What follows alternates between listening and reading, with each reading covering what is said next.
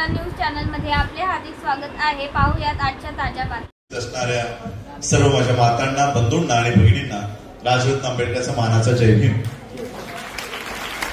बऱ्याच लोकांनी भाषण, कारण मला वाटतं आज ऑगस्ट 10 तारीख आहे, सप्टेंबर किंवा ऑक्टोबर, 1-2 महिन्यातच इलेक्शन्स लागणार आहेत। त्यामुळे थोडंसं राजकीय वातावरण आजच्या धम्म परिषदेतही बघायला मिळालं। प्रत्येकानं थोडंसं राजकीय स्वरूपाचं भाषण केलं आणि म्हणून मी आज जी भूमिका आम्ही घ्यायला जाणार आहोत त्यामागचं कारण काय हे सांगण्यापूर्वी मी तुम्हाला थोडासा माझा प्रवास या चळवळीचा कसा सुरू झाला ते सांगायचा प्रयत्न करतो। 2010ला मी MBA पास आउट झालो, 2010ला, आणि त्याच नंतर मग माझ्या वडिलांनी मला, ज्यावेळेस मी PhDची अभ्यासाची सुरुवात करत होतो, त्यावेळेस मग माझ्या वडिलांनी सांगितलं की PhD करायची असेल तर मग बाबासाहेबांचा एखादा विषय घेऊन त्यामध्ये PhD करा। आणि मग त्यांनी मला बाबासाहेबांची पुस्तकं आणून द्यायला सुरू केली। ती वाचणं सुरू झालं आणि त्यातच लक्षात आलं की माझे वडील कसली तरी बुद्धिस्ट सोसायटी ऑफ इंडियाची कोर्टातली केस बघतात।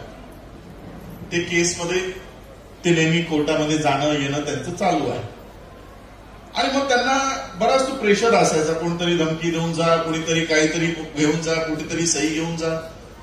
मग मी थोडं इंटरेस्ट घ्यायला लागलो की काय आहे नक्की, काय प्रकरण आहे। भारतीय बौद्ध महासभेचं केस चालू आहे, ही केस नक्की कशाची आहे, कशाबद्दल आहे आणि नक्की कोर्टामध्ये काय चाललंय। मग ते म्हणाले तू पण येऊन बघत जा कोर्टामध्ये काय चाललंय। मी हार्डली 21 किंवा 23 वर्षाचा असेल, 23 वर्षाचा असल्यापासून मग मी त्या कोर्टामध्ये जाऊन काय बहस चालते, काय मी मुद्दामच थोडा लांबून बोलतोय की आवाज कर्कश जाऊ नये म्हणून, म्हणजे आवाज अजून वाढवू नका, तो कर्कश जाऊ नये म्हणून मी थोडा लांबून बोलतो बस। तर हे सगळं बघत असताना मग माझ्या लक्षात आलं की माझे वडील मागच्या 30 वर्षापासून ही बाबासाहेबांची बुद्धिस्ट सोसायटी ऑफ इंडिया वाचवण्यासाठी ज्या कोर्टामध्ये लढत होते ती नक्की कुणाला हवी आहे, ही नक्की कोण गिरंकृत करत आहे आणि या संस्थेवर अध्यक्ष म्हणून कुणाचा दावा होणार आहे आणि माझे वडील कुणाच्या विरोधात ही केस 34 वर्ष चालवत आहे। ही केस आजही तुम्ही इंटरनेटला, गुगलला PG ज्योतिकर हे नाव टाका। PG ज्योतिकर हे नाव टाकल्यानंतर त्याचा उल्लेख येतो की विश्व हिंदू परिषदेचे गुजरातचे उपाध्यक्ष, विश्व हिंदू परिषदेचे गुजरातचा उपाध्यक्ष या संस्थेवर राष्ट्रीय अध्यक्ष म्हणून येणार होता आणि म्हणून माझे वडील त्याच्या विरोधात ही केस, बुद्धिस्ट सोसायटी ऑफ इंडियाची केस कोर्टामध्ये लढत होते आणि विश्व हिंदू परिषदेचा या राष्ट्रीय अध्यक्ष या संस्थेचा होण्यासाठी याला सहकार्य कुणाचं असेल सांगा। सगळा पैसा, सगळी ताकद, कोर्टामध्ये मॅनेजमेंट सगळे कोण करून देत असेल सांगा। नाही, RSS तर आहे, पण आपल्यापैकी जो माणूस संपूर्ण सनद पुरवायचं काम करत होता आणि या भारतीय बौद्ध महासभेचा राष्ट्रीय सल्लागार म्हणून तो काम करत होता, आजही चंद्रबोधी पाटील हा राष्ट्रीय अध्यक्ष स्वतःला लावतो। त्याच्या ऑफिसचा पत्ता जरा बघा काय आहे, 14 इंचा हटमंट, मुंबई। हा कुणाचा पत्ता आहे माहितीये तुम्हाला? हा रामदास आठवलेंचा पत्ता आहे। जो माणूस मागच्या वर्षी बोलतो की बाबासाहेब आंबेडकरांनी बौद्ध धम्म मजबुरीने स्वीकारला, तोच या संस्थेवर राष्ट्रीय सल्लागार म्हणून येऊ इच्छित होता आणि माझे वडील ती केस लढत होते आणि मग त्याच्यात माझी एंट्री झाली आणि मग मी माझ्या वडिलांना सांगितलं की नाही, ही केस आपण लढली पाहिजे, तुमच्या पाठीशी मी आहे। आणि मग वडिलांचा सहकार त्याच्यामध्ये कमी झाला आणि मीच ती केस लढू लागलो। 2010ला मी अभ्यासच करत होतो आणि 13 मध्ये माझ्या वडिलांना कोर्टानं प्रश्न विचारला, शेवटचा प्रश्न विचारला, तुम्हाला ही केस लढायची आहे की नाही लढायची? केस नाही लढायची आहे यासाठी पेट्या घेऊन आमच्या घरी लोक पाठवत होते की केस नाही लढायची म्हणून सांगा. मी माझ्या वडिलांना सांगितलं काही जरी झालं, आम्हाला परिवाराला गोळ्या जरी घालून ठार केलं तरी कोर्टामध्ये उभं राहून सांगायचं की मी ही केस लढणार म्हणजे लढणारच. आणि माझ्या डोळ्यासमोरची ही घटना आहे, कारण मी पार्टी नव्हतो, पार्टी माझे वडील होते. माझ्या वडिलांनी कोर्टाला सांगितलं की मी ही केस लढेन म्हणून. आणि मग कोर्टानं 21 जून 2013ला हा निकाल दिला. कोर्टाच्या बाहेर पडल्यानंतर हार्डली माझं वय 23 वर्षाचं. मला यांचेच मी पदाधिकाऱ्यांचं नाव घेणार नाही. ही पदाधिकारी मला म्हणतात की हे सगळं राजरत्नने केलं. त्याच्या वडिलांना काही कळत नव्हतं. या राजरत्नने ही केस आमच्या हाताशी तोंडाशी आलेला घास याने पळून लावला. तुला आम्ही बाहेर बघून घेतो. मी बोललो तुला काय बघून घ्यायचं ते बघून घे. 23 वर्षाचं पोरा एवढा असेल. पण एवढ्या मोठ्या व्यवस्थेला मी त्यावेळेस लढा दिला. मग ही केस सुप्रीम कोर्टात गेली आणि सुप्रीम कोर्टातही आम्ही जिंकलो. आणि बाबासाहेबांची बुद्धिस्ट सोसायटी ऑफ इंडिया किती वर्ष केस चालली असेल कोर्टामध्ये? 1954ला बाबासाहेबांनी ही संस्था निर्माण केली. 56ला बाबासाहेबांचं महापरिनिर्वाण झालं. त्यानंतर 1956 ते 1972 पर्यंत हे भैयासाहेबांनी ही संस्था राष्ट्रीय अध्यक्ष म्हणून चालवली, परंतु त्यांनाही मान्यता मिळाली नाही. आणि मग 81 पासून ही संस्था कोर्टामध्ये अडकून 81 ते 2015 34 वर्ष ही संस्था कोर्टात अडकून होती. यापूर्वी कधीही भारतीय बौद्ध महासभेचं किंवा बुद्धिस्ट सोसायटी ऑफ इंडियाचं असं उपक्रम तुम्हाला दिसलेत का? नाही दिसले. हे अचानक कुठून सुरू झाले? कारण आजपर्यंत ही संस्था कोर्ट कचेऱ्यांमध्ये अडकून होती. आणि मग ही कोर्टातून सोडवली. अशोक आंबेडकरांचं वय ज्यावेळेस ही संस्था कोर्टात गेली त्यावेळेस 34 वर्षाचे होते. 34 वर्षाच्या मुलानं ही संस्था त्यावेळेस कोर्टामध्ये जाब विचारला आणि निकाल येता येता ते 65 वर्षाचे झाले. 65 निकाल कधी आला? 65 वर्षाला. 65 वर्षाला येईपर्यंत त्यांचा एकदा अँजिओप्लास्टी होऊन गेलेली. निकाल आला 2015ला आणि 2017ला त्यांचं निधन झालं. किती वर्ष मिळाले राष्ट्रीय अध्यक्ष म्हणून? 2 वर्ष मिळाले. आणि त्यानंतर मग जी काही चेंज रिपोर्ट जी कमिटी त्यांनी केली होती त्यांच्या निधनानंतर मग माझं राष्ट्रीय अध्यक्ष म्हणून माझी निवड झाली. आणि मग बाबासाहेब आंबेडकरांची ही संस्था 2017-2018 पासून मग आम्ही हिला बाहेर काढली, कोर्ट कचेऱ्यातून बाहेर काढली.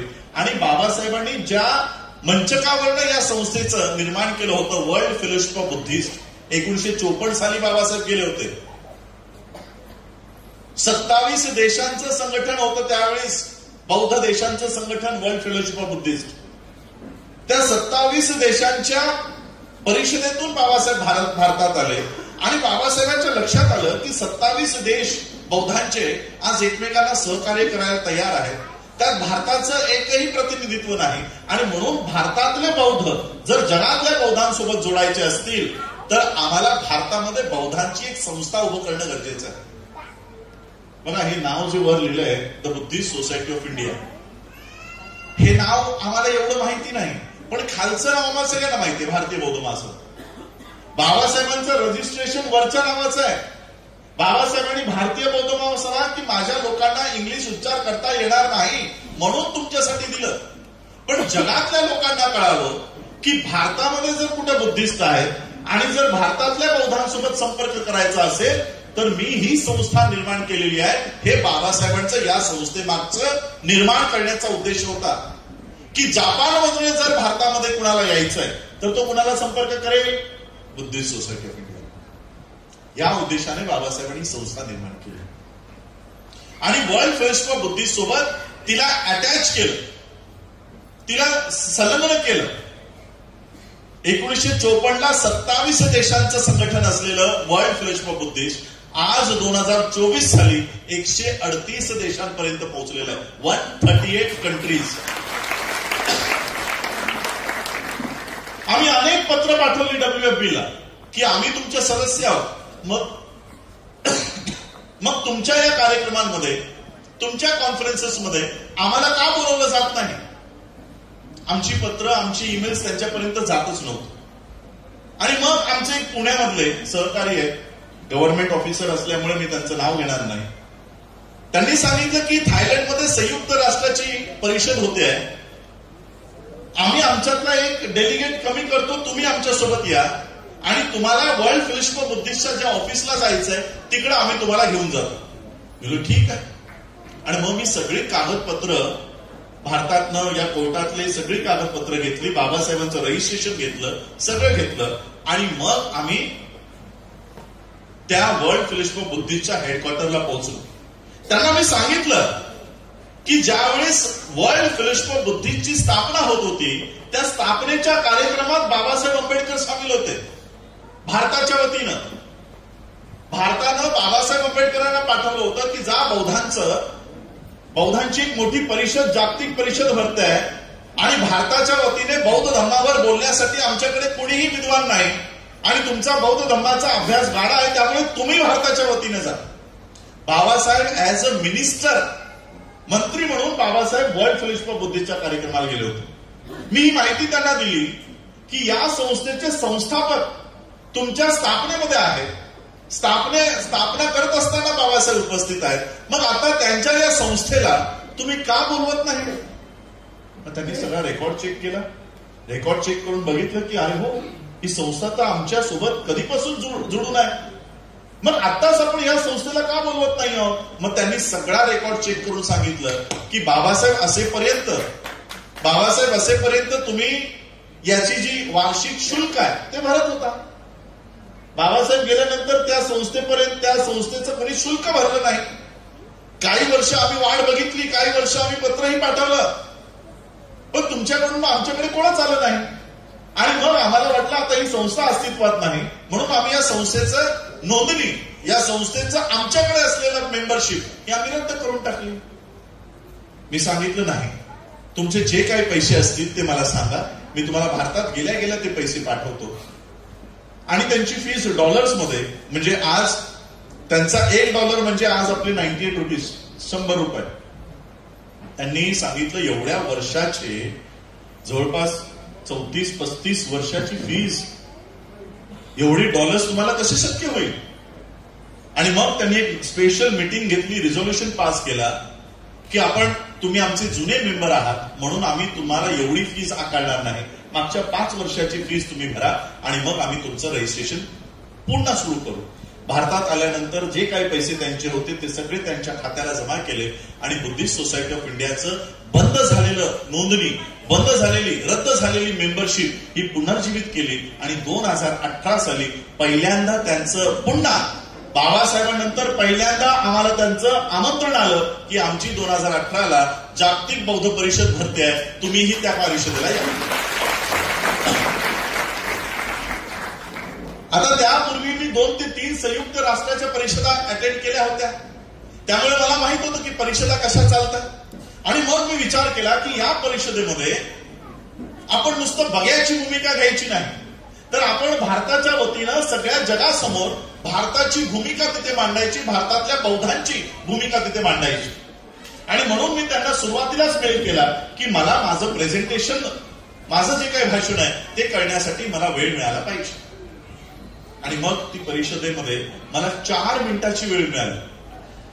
आता 138 देश, प्रत्येकाला त्याच्या देशाचं प्रेझेंटेशन करायचं आहे, त्यात ते किती लोकांना वेळ देणार? म्हणून त्यांनी मला 4 मिनिटाचा वेळ दिला. त्या परिषदेला गेल्यानंतर मी काय बघतोय, भारताच्या वतीनं मी त्यांची ती अटेंडन्सची यादी होती, प्रत्येक देशाची आधी नाव लिहिली होती, मग त्या देशाचे नाव कोण कोण आले त्या देशातनं. मी बघितलं, चला इंडियातले बघूया कोण कोण आलेत. म्हणून इंडियाचं पान पलटलं, पहिल्याच नंबरवर तिवारी, त्रिपाठी, भट, कुलकर्णी. मी बोललो, हे भारतातले बौद्ध, हे आहेत भारतातले बौद्ध. मी त्या यादीचा फोटोही घेतला की भारतातल्या लोकांना सांगावं की भारताच्या बाहेर बौद्ध म्हणून स्वतःला कोण करून घेत आहे. एक व्यक्ती भारतातला तर असा होता की त्याने ती शेंडी पण ठेवून आला होता. आता त्या ब्राह्मणाला वाटत असेल 4 दिवसाच्या कॉन्फरन्ससाठी मी ही 40 वर्षापासून वाढवलेली शेंडी का कापू, म्हणून मी तो शेंडी सकट आला होता. बौद्ध धम्माच्या परिषदेला मी बोलो, हा अँटिनाधारी आमच्या परिषदेत काय करतोय. अजून एक मी व्हिडिओ केला होता 2018ला. जसं आता भंतेंनी सांगितलं की 385 ला उठा, त्याच पद्धतीने संपूर्ण मोठाच्या मोठा सभागृह वर वंदना सुरू आहे. अख्ख्या सभागृह उठून सभागृहामध्ये वंदना घेत आहे. आता भारतातला बौद्ध म्हणून जो गेलाय तो पायावर पाय टाकून बसू नये. मी दाखवलं बघा, आणि त्याचं नाव काय, राय. जसं आज तुमची ती फिल्म इंडस्ट्री मधली ती राय कोण, ऐश्वर्या राय, ब्राह्मणच आहे ना ती, केरळात साऊथ इंडियन ब्राह्मण. ती राय नावाची ब्राह्मण बाई पायावर पाय टाकून बसू नये, पण ती उठली नाही.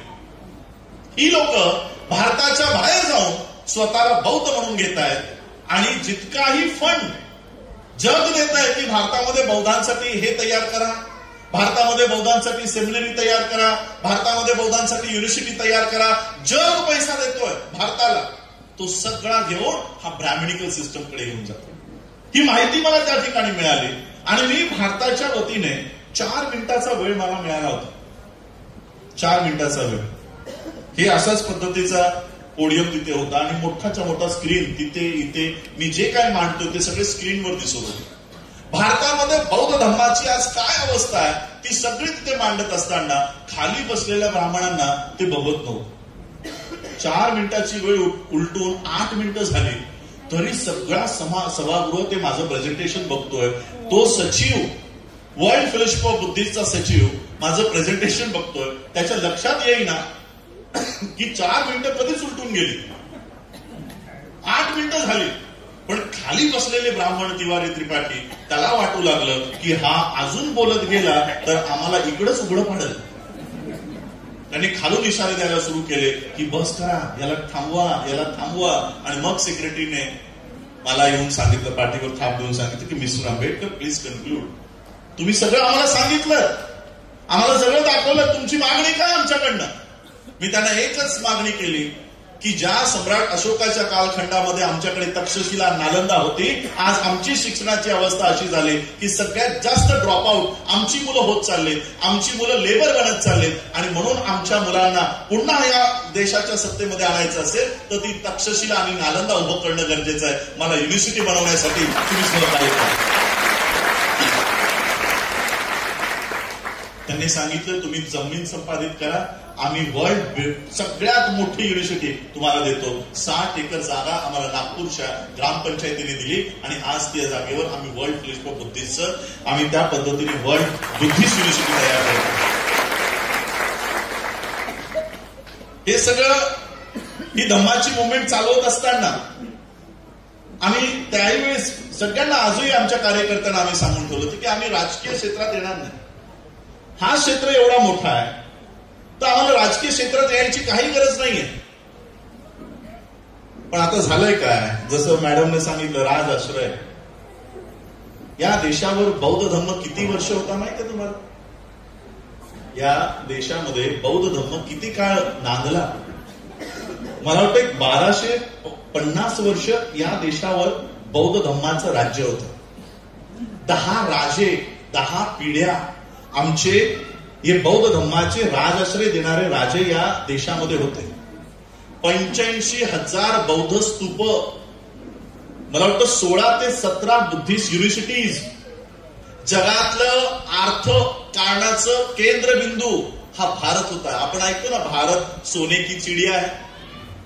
आता 15 ऑगस्टला गाणी निघतील, जहां डाल डाल पर सोने की चिडिया करती थी बसेरा, वो भारत देश है मेरा. करती थी, करत होती, आता काय का? मग कोणाच्या काळात करत होती? हा कालखंड कोणता? जहां डाल डाल पर सोने की चिडिया करती थी बसेरा. हा कालखंड कोणता? हा कालखंड बौद्ध धर्माचा कालखंड होता, ज्यामध्ये हा देश सोने की चिडिया म्हणून ओळखला गेला होता. 10 राजे, ज्यांनी बौद्ध धम्माला स्वतःचा धम्म म्हणून स्वीकार केला आणि या देशामध्ये बौद्ध धम्माला आश्रय दिला, त्यामुळे बौद्ध धम्म या देशामध्ये फोफावला.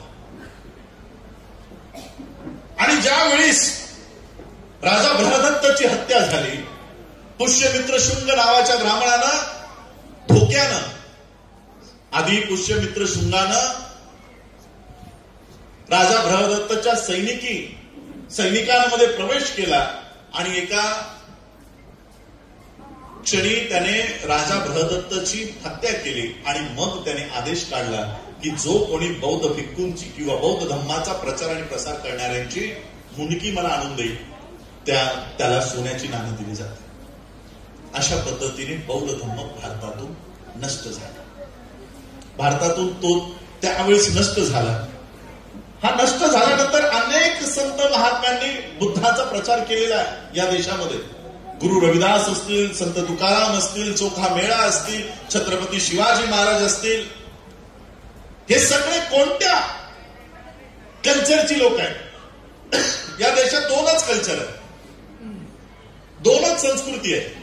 एक ब्राह्मण संस्कृती आणि एक बौद्ध संस्कृती. तिसरी संस्कृती नाही याच्यामध्ये. ब्राह्मण संस्कृती काय म्हणते की या देशाचं विभाजन 4 वर्णांमध्ये होईल. ब्राह्मण, क्षत्रिय, वैश्य आणि शूद्र. ब्राह्मणाला फक्त शिक्षणाचा अधिकार असेल, क्षत्रियाला फक्त लढण्याचा अधिकार असेल, वैश्याला व्यवसायाचा अधिकार असेल आणि शूद्रांनी नीट निमूटपणे या तिघांची गुलामी करायचं, काही मागायचं नाही. त्याखाली शूद्रांमध्ये आम्ही येणार नाही म्हणून बुद्धाचे जे प्रचारक होते, बुद्धाचा जो काही अंश या देशामध्ये राहिला होता, त्यांनी नकार दिला की आम्ही ब्राह्मणांच्या या वर्गीकरणाला आम्ही मानणार नाही. आणि मग ते गावाकुसाच्या बाहेर निघून गेले. अशी नाग लोक त्यांना शूद्राच्याही खाली अस्पृश्य करून टाकले. आणि 5वा वर्ण म्हणजे महिला, मग ती ब्राह्मणाची असो की शूद्राची असो, कोणत्याही महिलेला कसलेही अधिकार द्यायचे नाही. आणि मी नाही सांगत आहे, त्यांचे धर्मग्रंथात लिहिलेले आहे. रामचरित्र मानस मध्ये एक ओळ आहे, ढोल, पशु, शूद्र और नारी ये सभी है ताड़न के अधिकार. म्हणजे काय?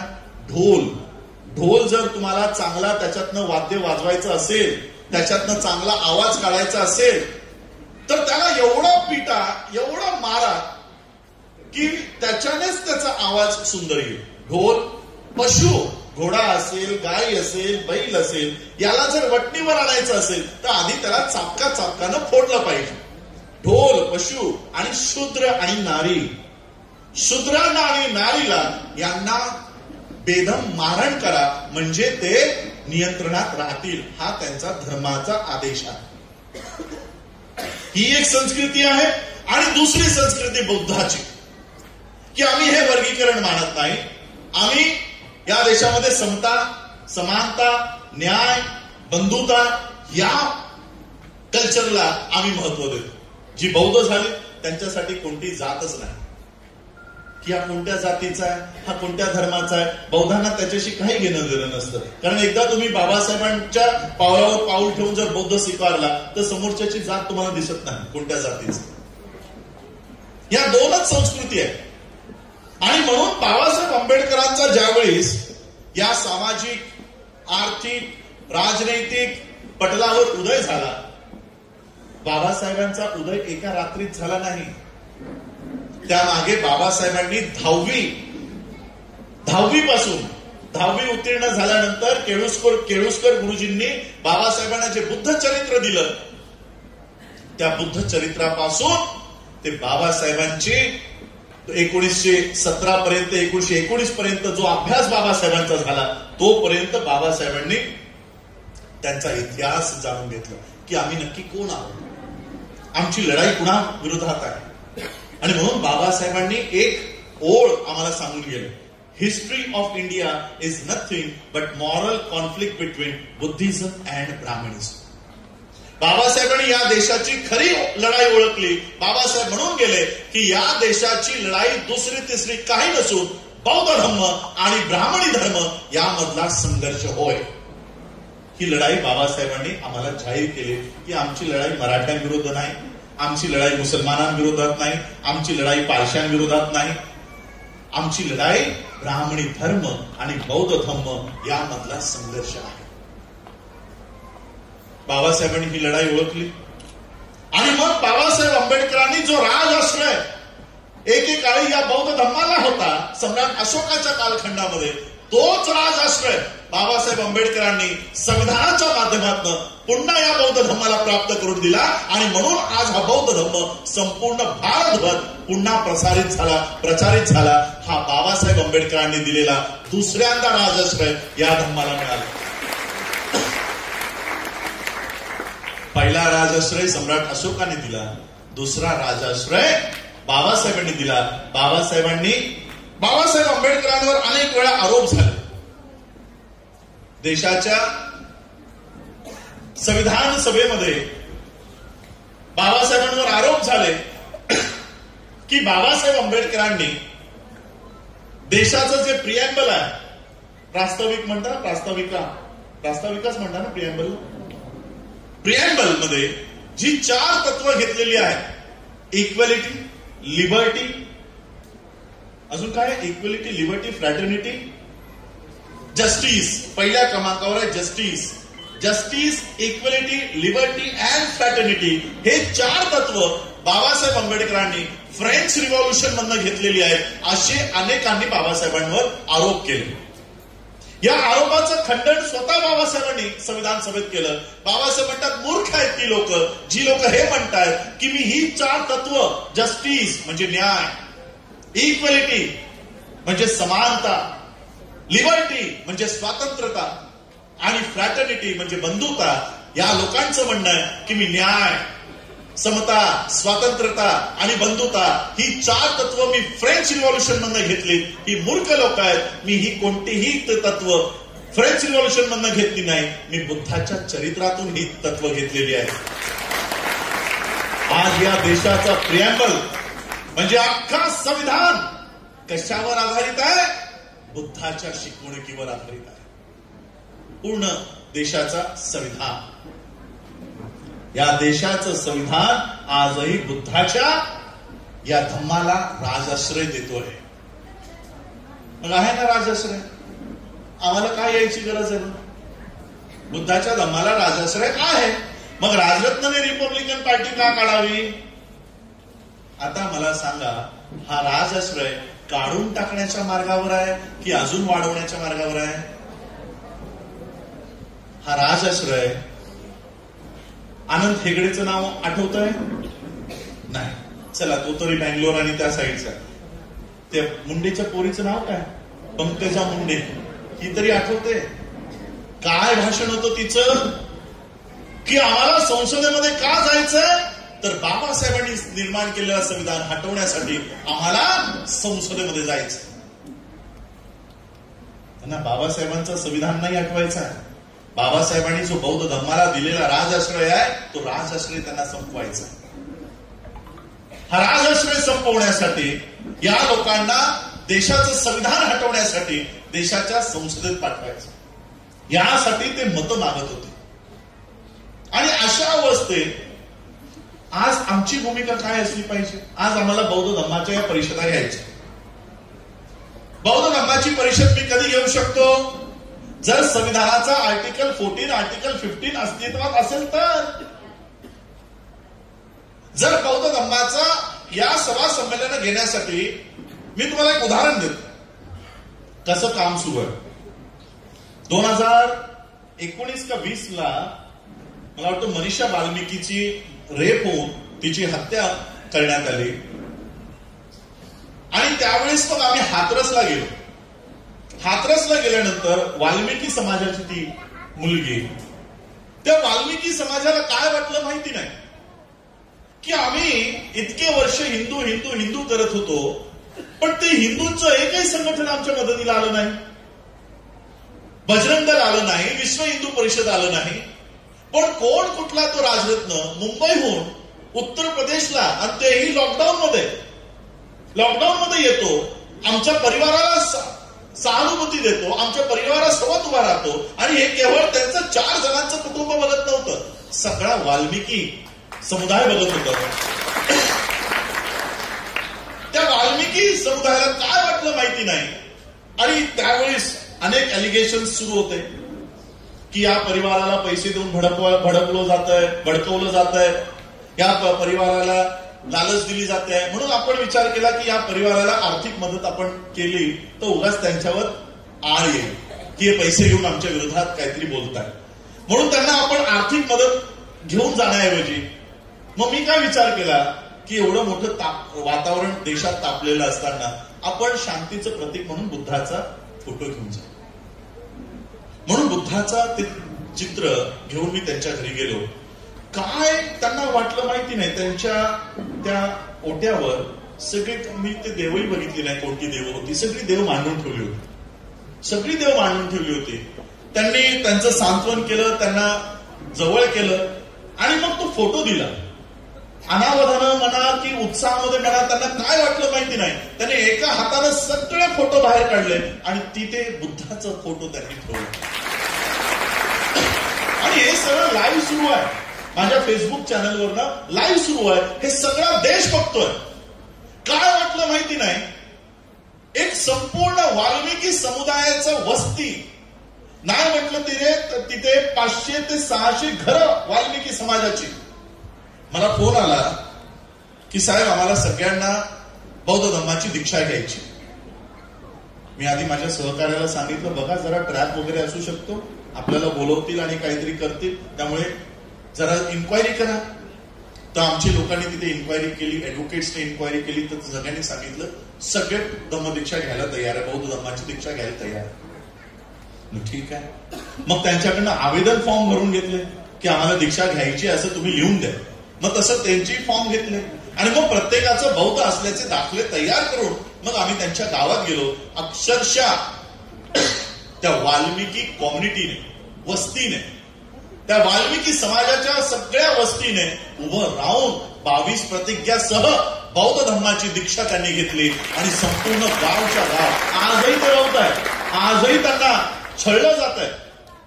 त्यांनी मला काय सांगितलं माहितीये, मी आठवड्याभरानंतर त्यांना फोन केला. ते काय म्हणाले माहित आहे, वाल्मिकी समाजाच्या वस्तीत कधी गेलात का तुम्ही? कुणी आहे का ते वाल्मिकी समाजाचं बसले कोणी? वाल्मिकी समाजाच्या वस्तीत आजही महाराष्ट्रामध्ये कधी जा, तिथे ज्या नागरी सोयी आणि सुविधा म्हणतो त्याही नसतात. रस्ता नसतो, सांडपाणी आपलं त्या मातीच्या याच्यावर वाहत असतं, खरकाट तिथेच, धुनी तिथेच. आणि अशा घाणीला मग तिकडे डुकरं असतात, घाण असते तिथे, त्यामुळे ते खाण्यासाठी डुकरं त्यांच्या घराघरामध्ये पण शिरत असतात. अशी ती वस्ती होती. त्यांनी मला काय सांगितलं माहित आहे, साहेब बौद्ध होण्यापूर्वी आमच्या वस्तीमध्ये डुकरं इथून तिथून फिरायची. वस्तीमध्ये सगळी डुकरं घाण इथे तिथे असायची.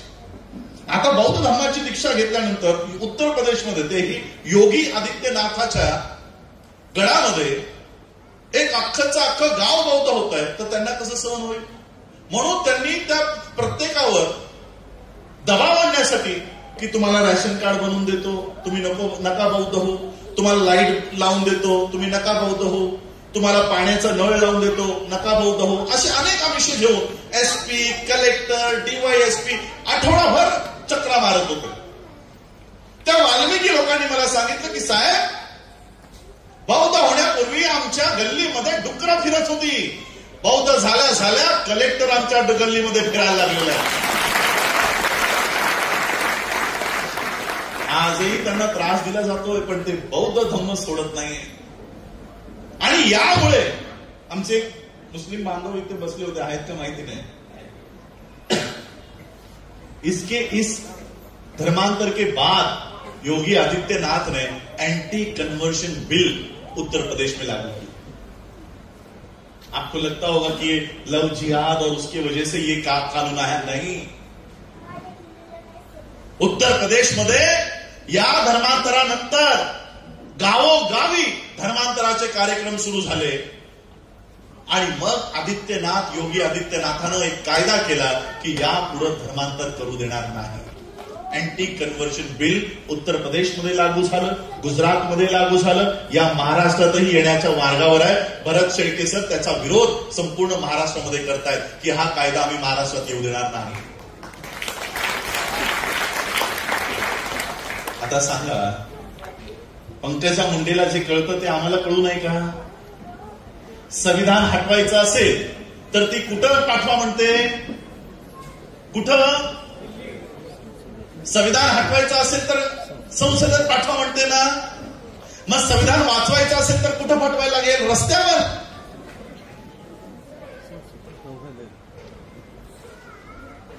आज या धम्माचा राजआश्रय संसदेत आहे.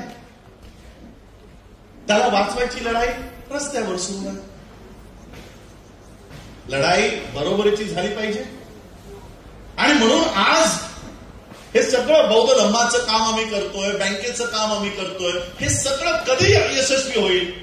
नागपूरमध्ये 60 एकर जमीन आम्ही घेतली, ग्रामपंचायतीने ठराव केला, तहसीलने मंजुरी दिली, 6 एनओसीज मिळवल्या, फायर ब्रिगेडची एनओसी मिळाली, मंत्रालयात फाईल गेली. लगेच जी जमीन आम्हाला देऊ केलेली आहे, बीजेपीच्या त्याच खासदारानं तीच जमीन मागणी केली की आम्हाला ही जमीन आहे. सगळ्या एनओसी झाल्या, कलेक्टरची एनओसी झाली, तहसीलदारची एनओसी झाली, फायर ब्रिगेडची एनओसी झाली, मंत्रालयात येऊन ती फाईल पडून राहिली. आम्ही नितीन राऊतांना विनंती केली की आमची फाईल अडकून आहे, अजूनही ती फाईल क्लिअर नाही. बुद्धिस्ट युनिव्हर्सिटीसाठी आम्हाला आतमध्ये सहकार्य करणारा कोण आहे? कोण आहे? कोणी नाही. उद्या आम्ही बौद्धांची बँक बनवायचा प्रयत्न करत आहोत, पण राजकीय आश्रय आम्हाला नसल्यामुळे तो काय आम्ही तयार करू शकणार आहोत? मग माझे भाषण ऑस्ट्रेलियाच्या पार्लमेंटमध्ये आहे. माझ्या युट्यूब चॅनलला जाऊन बघून घ्या. ऑस्ट्रेलियाच्या पार्लमेंटमध्ये माझे स्पीचेस होतात. कॅनडाच्या पार्लमेंटमध्ये माझा सत्कार होतो. म्हणजे देशातले जे मुख्य देश आहेत विश्वातले, ते सगळे पार्लमेंट मला बोलवत आहेत. ते सगळे पार्लमेंट माझं स्वागत करतात. मग भारताच्या पार्लमेंटमध्ये आम्ही का जाऊ नये? तिथे आमची लढाई का नाही? बुद्धाचा धम्म हा स्वतः तथागत बुद्ध काय सांगतात की समोरच्याच्या पोटात जर दाणा नसेल तर त्याला कितीही धम्म समजून सांगा, त्याला समजणार नाही. आम्ही तुम्हाला बौद्ध धम्म सांगायला सुटलेलो आहोत. तुमच्या नोकऱ्या नाही, तुमचं शिक्षण नाही, हा धम्म घेऊन तुमच्या डोक्यात जाणार आहे. आणि म्हणून आज आम्हाला ही रिपब्लिकन मुवमेंटही मजबूत करावी लागेल. माझ्या भाषणावर मागच्या 10 वर्षापासून संपूर्ण भारतामध्ये मी हा प्रचार करतोय की भारताचं संविधान धोक्यामध्ये आहे, भारताचं संविधान हटवलं जाणार आहे, कशा पद्धतीने कायदे केले जात आहेत, हे सगळं मी लोकांना सांगतो. सगळं सांगत असताना आमच्या भाषणाचा वापर कुणाला? बीजेपी संविधान हटवणार याचा फायदा कुणाला होतो? काँग्रेसला होतो. का होतो? कारण आमचं मतं घेण्यासाठी आमचा पक्षच नाही. आणि जे पक्ष आम्ही आमचे म्हणून समजतोय ते कुणाच्या तरी दावणीला बांधलेले आहे, कुणाच्या तरी इशाऱ्यावर काम करतायत. मुसलमानाला शिव्या दे, मराठ्यांना शिव्या दे, याला शिव्या दे. काय कुणाची मतं घेणार? फक्त बौद्ध एकत्रित उभा करून ते बौद्धांची मतं कुजवायचं काम सुरू आहे. ही बौद्धांची मतं कुठं आहेत? शून्य रिप्रेझेंटेशन. एक याच सोलापूर मतदारसंघामध्ये प्रणिती शिंदेच ना, 4.5 लाख मतं मिळाली असतील. 4.5 लाख मतावर एक खासदार तुम्हाला सोलापूरकरांनी म्हणून पाठवला. 4.5 लाख मतं दिली. आम्हाला 50 लाख मतं मिळाली 2019ला. 4 लाखांवर जर एक खासदार होतो तर 50 लाखावर 5 खासदार झाले पाहिजे की नाही? 5ही नाही, 12 खासदार झाले पाहिजेत. आणि अशा अवस्थेत किती खासदार आहेत आमचे? 0. आम्ही सगळ्यांनाच शिव्या देतो. राजकारणामध्ये कुणी कुणाचा वैरी नसतो, कुणी कुणाचा मित्र नसतो. त्या पद्धतीने तुम्हाला घेवाणदेवाण करून तुमचे प्रतिनिधी संसदेत पाठवायचे असतात. पण आम्ही केवळ हवा तयार करतो, केवळ हवा. हवेवर पोट चालत नाही, घर चालत नाही, शिक्षण चालत नाही. आणि म्हणून आम्हाला आमचे खरे प्रतिनिधी आम्हाला संसदेमध्ये, विधानसभेमध्ये आम्हाला पाठवणं गरजेचं आहे. 2024 पर्यंत, या पार्लमेंटच्या इलेक्शन्स पर्यंत मी एकदा तरी तुमच्याकडे आलो का की या पार्टीला मतं द्या, की या पार्टीला मतं देऊ नका म्हणून? अनेक लोकांनी, साहेब आमच्या कार्यक्रमाला या, तुमच्या संस्थेला 20 लाख देतो, 25 लाख देतो. मी बोलो मला कुणाच्याही कार्यक्रमाला यायचं नाही. आणि मी त्या 2 महिने 3 महिने मी भारताच्या बाहेर निघून गेलो की नको, इथे बसलो तर कोण ना कोणतरी सभेला घेऊन जाईल. म्हणून भारताच्या पार्लमेंटच्या इलेक्शन्स मध्ये आपण कसलाही ढवळाढवळ करायचं नाही. ज्यांनी ज्यांनी मायावतींनी, बीएसपींनी जे काम त्यांना करायचं ते त्यांना करू द्या. महाराष्ट्रामध्ये बाळासाहेबांना जे करायचं ते त्यांनी करू द्या. मायावतींच्या किती सीटा आल्या? 0. बाळासाहेबांच्या किती सीटा आल्या? 0. आज संसदेत दिनेशने सांगितलं, आमचा एक प्रश्न विचारायला तुम्ही तरी मला वाटतं 5 लाख काहीतरी म्हणाल, 25 लाख रुपयाची मागणी होती.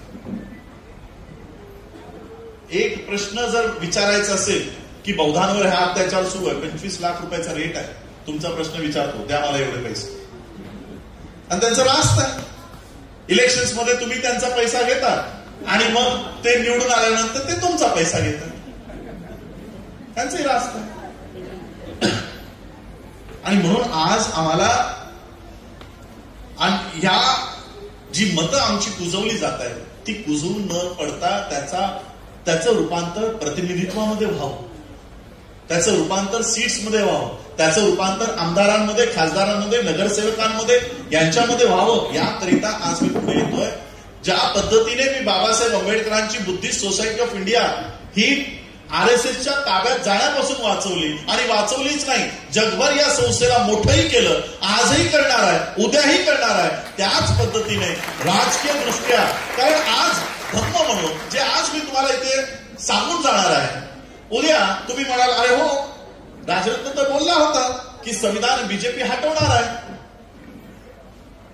मग आम्ही तर या मशीनमध्ये बीजेपीच्या विरोधात बटन दाबणार आहे. पण बीजेपीच्या विरोधात बटन दाबत असताना माझ्या समर्थनातलं बटन कुठं आहे? मी काहीच काम करत नाहीये. त्या मशीनवर मी तुम्हाला तुमच्या हक्काचं बटन द्यायचं काम करणार आहे. यापुढं तुमची मतं पुन्हा इतरांसाठी वापरली जाऊ देऊ नका. ते बटन द्यायचं काम करतोय मी कोणती पार्टी उभं करायचं काम करत नाहीये. 10 वर्ष आम्ही संविधानाच्या समर्थनात, संविधान कसं धोक्यात आहे हे सांगतोय. आमचा वापर MVA, इंडी ही करतायत, त्यांना गरजच नाही. म्हणजे ज्या लोकांनी संविधान हातात घेऊन रस्त्यावर फिरायला पाहिजे, राहुल गांधी फिरतोय, त्याला कळलं संविधान केवळ संविधानाचं किताब हातात घेऊन ते आज संसदेत पोहोचले. आणि आम्ही दर कार्यक्रमात संविधान धोक्यात आहे हे सांगत आहोत, आणि त्या मात्र आमची लोक मात्र आतमध्ये नाही. आणि म्हणून ही चूक आता आमच्याकडनं होऊ नये याकरिता, आणि अनेक लोकांनी नावं दिली की हे नावाचं घ्या, ते नावाचं घ्या. मी नाही. बाबासाहेब आंबेडकरांच्या ही जी आज तुम्ही आम्हाला बघताय ना, ही बाबासाहेबांचा वंशज म्हणून तुम्ही बघायला आलात. सरांनी मला युवराज करून टाकलं. पण बाबासाहेबांची खरी मुलं कोण आहेत माहित आहे? खरी मुलं ज्या संस्था बाबासाहेबांनी काढल्या, ही बाबासाहेबांची खरी लेकरं आहे. Buddhist Society of India, Republican Party of India, Peoples Education Society, Samata Sainik दल, ही 4 मुलं आहेत बाबासाहेबांची खरी. आम्ही या मुलांची तुकडे करत चाललो, आणि म्हणून आम्हाला या मुलांना वाढवणं गरजेचं आहे. माझ्या वडिलांनी, मी नेहमी माझ्या भाषणातही सांगत असतो की मी लहानपणापासून 10वी 12वी कॉलेज लाईफ मध्ये काय माझं नाव एवढं जुनाट, एकदम मागच्या पिढीचं तुम्ही नाव ठेवून दिलं राजरत्न. कुणी याला नीट बोलत पण नाही. पंजाबमध्ये तर रतन म्हणतात. काय माझं नाव एवढं जुनं ठेवलं? मग ते सांगायचे अरे तुझं नाव बाबासाहेबांच्या सगळ्यात लाडक्या मुलाचं आहे. बाबासाहेबांचा सगळ्यात लाडका मुलगा होता. ज्यावेळेस मी माझं पीएचडी करत होतो आणि माझ्या वडिलांनी मला बाबासाहेबांचे जे साहित्य आणून दिले त्यात मला हा राजरत्न सापडला होता. चांगदेव खैरमोडेंच्या खंड 2 मध्ये पण हा राजरत्नाचा उल्लेख आहे. 1.5 पानांचा उल्लेख आहे. जुलै 1926 ला याला डबल न्यूमोनिया झाला होता. आणि बाबासाहेब म्हणतात की आता आमची आर्थिक परिस्थिती जरा चांगली झाली होती. घरात आता सगळं नीट चाललं होतं. रमाईंची पण तब्येत आता व्यवस्थित राहिली होती आणि घरामध्ये 4 पैसेही टिकत होते. अचानक राजरत्नाचा ताप उफाळून आला आणि त्याला डबल न्यूमोनिया झाला. अशा अवस्थेत ज्यावेळेस बाबासाहेबांकडे काही पैसे आहेत, बाबासाहेब म्हणतात या राजरत्नाचा उपचार करायसाठी मी डॉक्टरांकडे जातोय, गव्हर्नर्सकडे जातो, तर कोणी त्याला हात लावायला तयार नाही. पैसे देऊ नये. डबल न्यूमोनिया झाला असतानाही तो घरामध्ये तापाने फणफणत. आता किती दिवस त्या राजरत्नाकडे बसून राहावं म्हणून बाबासाहेब आंबेडकरही त्यांच्या कामासाठी बाहेर पडू लागले. एक दिवशी हायकोर्टाच्या केससाठी बाबासाहेब गेले आणि माता रमाईंना लक्षात आलं की राजरत्नाचा ताप वाढत चालला. माता रमाईंनी बाबासाहेबांच्या एका कार्यकर्त्याला बोलावून सांगितलं की बाबासाहेब जिथे कुठे असतील त्यांना ताबडतोब घरी घेऊन या. हा कार्यकर्ता हायकोर्टात पोहोचला, बाबासाहेबांना निरोप दिला. बाबासाहेबांच्या लक्षात आलं की मला ताबडतोब बोलवलंय म्हणजे जरूर राजरत्न सोबत काहीतरी बरं वाईट झालंय. बाबासाहेबांनी सगळी कामं सोडली. हायकोर्टाच्या दारातनं तो टाका केला आणि बाबासाहेब त्यांच्या 10x10 जी खोली होती, चाळ होती, त्या चाळीच्या दाराशी येऊन हा टांगा थांबला. बाबासाहेब पळत त्यांच्या घरामध्ये गेले. त्या राजरत्नाला आपल्या कुशीत घेतलं. कुशीत घेऊन त्याचे लाड करू लागले, त्याच्याशी बोलू लागलो. आणि मग थोड्या वेळात बाबासाहेबांच्या लक्षात आलं की अरे हा मुलगा तर कधीच मेला आहे. त्यावेळेस बाबासाहेब ओक्साबोक्षी रडले, कसा रडले. सगळे कार्यकर्ते, चाळीतली लोक बाबासाहेबांना शांत करतायत. बाबासाहेबांना शांत केल्यानंतर एका कार्यकर्त्यानं बाबासाहेबांना सांगितलं की बाबासाहेब आता अंत्यविधी उरकून घेतला पाहिजे. त्या राजरत्नाचा जो शेवटचा अधिकार आहे की बापाच्या पैशातून त्याला अंतिम वस्त्र दिलं जातं, ते वस्त्र आणण्यासाठी पैसे द्या म्हणजे आम्ही त्याचा अंत्यविधी उरकून टाकतो. बाबासाहेबांनी खिशात हात घातला. बाबासाहेबांच्या खिशामध्ये एकही पैसा लागला नाही. बाबासाहेब पुन्हा ढसाढसामध्ये. शेजारी रमाई उभ्या होत्या. रमाईंच्या लक्षात आलं की बाबासाहेबांच्या खिशामध्ये राजरत्नाच्या शरीरावर अंतिम वस्त्र टाकण्यासाठी पैसे नाही. माता रमाईने अंगावरची साडी काढली आणि त्या राजरत्नाच्या शरीरावर टाकली. त्या राजरत्नाचा अंत्यविधी दोघही पती पत्नी म्हणजे बाबासाहेब आणि माता रमाई करून आले. आणि त्या राजरत्नाच्या आठवणीत बाबासाहेब लिहितात की हा नुकताच चालायला लागला होता. 2.5 वर्षाचं बाळ तुम्हाला माहित आहे, चालतं, बोलतो, सायकल चालवतं. थोडे नुकताच चालायला लागला होता, बोलायला लागला होता. आणि ज्यावेळेस मी त्याच्याशी बोलायचो तेव्हा म्हणायचं की तू माझा सिंह आहेस, तू माझा सिंह आहेस. तुला मोठं झाल्यानंतर माझं उर्वरित राहिलेलं जे कार्य आहे ते तुला पूर्ण करायचंय अशी आशा आणि अपेक्षा बाबासाहेब या 2.5 वर्षाच्या राजरत्नाकडनं व्यक्त करत होते. हे सगळं वाचल्यानंतर माझ्या लक्षात आलं अरे या मुलाच्या आठवणीवर माझं नाव आहे राजरत्न. या मुलाच्या आठवणीवर मी माझ्या वडिलांना नेहमी सांगायचो काय माझं जुनं नाव ठेवलंय आणि म्हणून मी राज नावाचाच उपयोग करायचो, मी राजरत्न नाही वापरायचो.